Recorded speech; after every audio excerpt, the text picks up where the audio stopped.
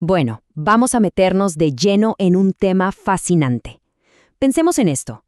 Cada vez que aceptamos un acuerdo, no importa si es comprar un café o firmar un negocio millonario, estamos interactuando con una estructura invisible, una especie de ADN legal.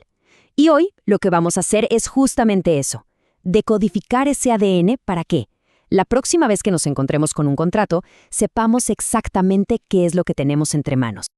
A ver, pensemos en algo que hacemos casi todos los días. Instalamos una aplicación nueva en el celular y, sin dudarlo, hacemos clic en «Aceptar». ¿Qué es eso que acabamos de hacer? Bueno, eso es firmar un contrato. Y entender cómo está armado no es solo cosa de abogados, para nada. Es una herramienta clave en nuestro mundo, tanto digital como físico. La respuesta a la pregunta, por cierto, es bastante compleja, pero les aseguro que al final de este análisis la vamos a tener muchísimo más clara. Ok, este es nuestro mapa para el viaje de hoy. Vamos a empezar con la pregunta más básica de todas. ¿Quién se está comprometiendo a algo? Después, seguiremos el rastro del valor para ver si hay un intercambio económico. Vamos a explorar esos acuerdos más complejos, donde hay muchos socios, y también veremos si el contrato es un modelo prefabricado por la ley o si es una creación a medida. Y para cerrar, lo más importante, vamos a entender por qué saber todo esto tiene un impacto real y práctico. Aquí es donde empieza todo. La primera gran división en el universo de los contratos se basa en una pregunta súper simple, pero a la vez muy poderosa.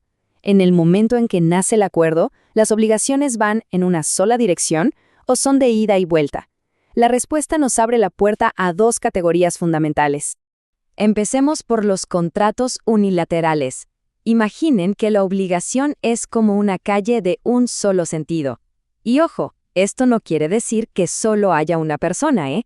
Para que haya un contrato, siempre se necesitan al menos dos. Lo que significa unilateral es que, en el momento en que se cierra el trato, solo una de esas personas asume una obligación que se le puede exigir legalmente. El ejemplo clásico, el que está en todos los libros, es la donación. Una persona, el donante, se compromete a entregar algo, digamos un libro. La otra persona, el donatario, simplemente lo acepta. Esa aceptación cierra el contrato, pero no le genera ninguna obligación de vuelta al donatario. Toda la carga, toda la responsabilidad de cumplir está del lado del donante. Y ahora, pasamos a la autopista de doble vía.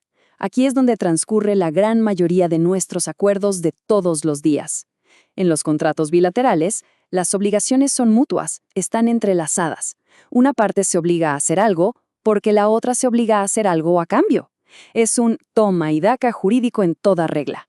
Y el ejemplo perfecto es la compraventa. El vendedor se obliga a entregar el producto y el comprador, a su vez, se obliga a pagar el precio. La obligación de uno es la causa, es la razón de ser de la obligación del otro. Si uno de los dos no cumple, todo el sistema se rompe. Entonces, para resumir esta primera gran clasificación, la clave no es cuántas personas firman, sino cuántas se van a casa con una obligación pendiente. En el unilateral, solo una. En el bilateral, las dos partes se deben algo mutuamente. Parece sencillo, ¿verdad? Bueno, esta distinción tiene unas consecuencias prácticas gigantescas, como vamos a ver en un ratito. Bien, ya vimos la primera pregunta, el quién.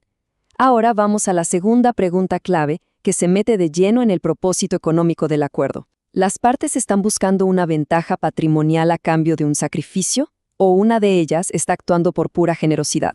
Un contrato es oneroso cuando las ventajas que se buscan no son gratis, sino que se consiguen a cambio de una prestación, de hacer algo.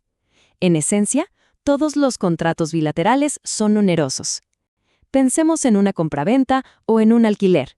Una parte hace un sacrificio, como entregar un producto o ceder el uso de un departamento, para obtener una ventaja, que es recibir el dinero. Y viceversa. En la vereda de enfrente, tenemos los contratos a título gratuito. Aquí, una de las partes le da un beneficio a la otra sin esperar absolutamente nada a cambio. La motivación no es económica, sino de liberalidad, lo que los romanos llamaban el animus donandi, o sea, la intención de beneficiar a alguien. La donación es el ejemplo obvio, o el comodato, que es básicamente un préstamo de uso gratuito. Entonces, el punto central aquí es si el contrato implica un sacrificio económico para obtener una ventaja. Si la respuesta es sí, para ambas partes, es oneroso. Si una parte solo recibe la ventaja sin dar nada a cambio, es gratuito. Y esta clasificación es vital, porque la ley protege mucho más a quien paga por algo que a quien lo recibe de regalo.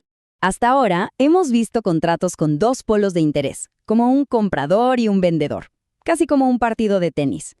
Pero, ¿qué pasa cuando muchas personas o empresas se unen no para intercambiar cosas, sino para colaborar y perseguir un objetivo en común?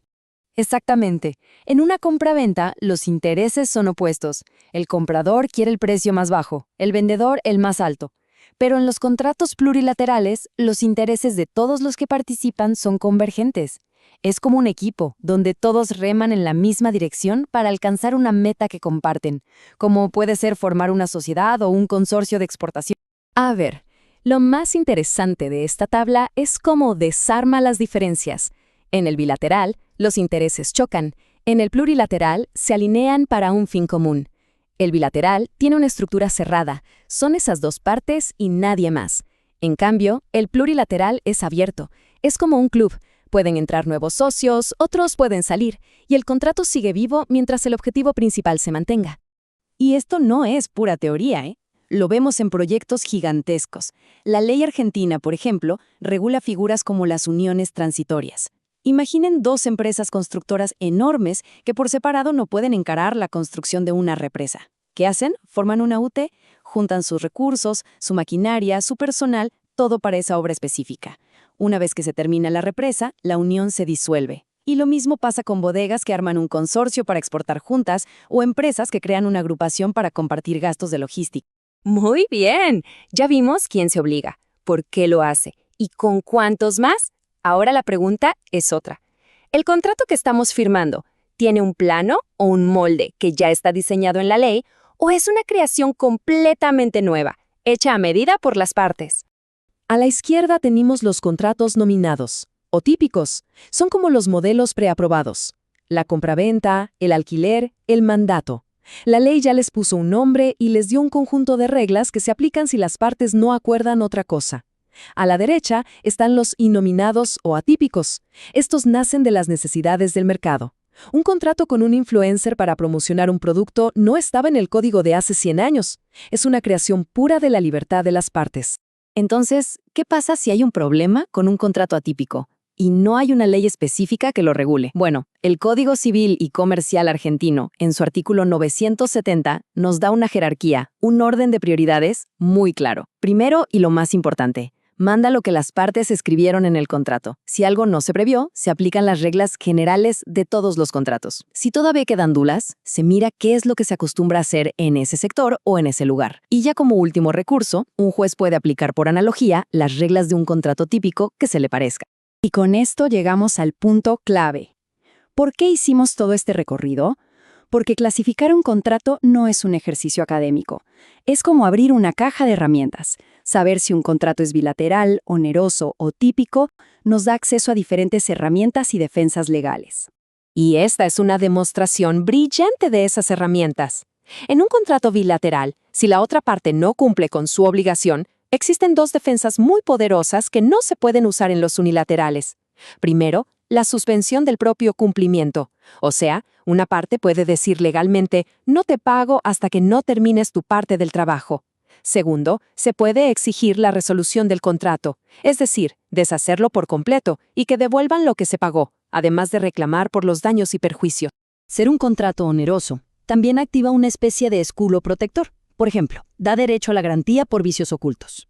Si alguien compra un auto usado y al poco tiempo se le funde el motor por un problema que ya existía pero no se veía, el vendedor tiene que responder. Pero eso no pasa si fue un regalo.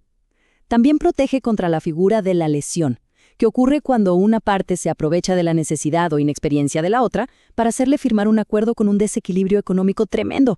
Pensemos en alguien que por una emergencia vende su casa por una fracción de su valor, y el comprador, sabiéndolo, se abusa de la situación. Y esta es la idea central con la que nos tenemos que quedar. Cada una de estas etiquetas, unilateral, oneroso, plurilateral, atípico, es como una llave que abre o cierra ciertas puertas legales. Conocerlas es pasar de ser un simple firmante a ser un participante informado, consciente de sus derechos y de sus obligaciones.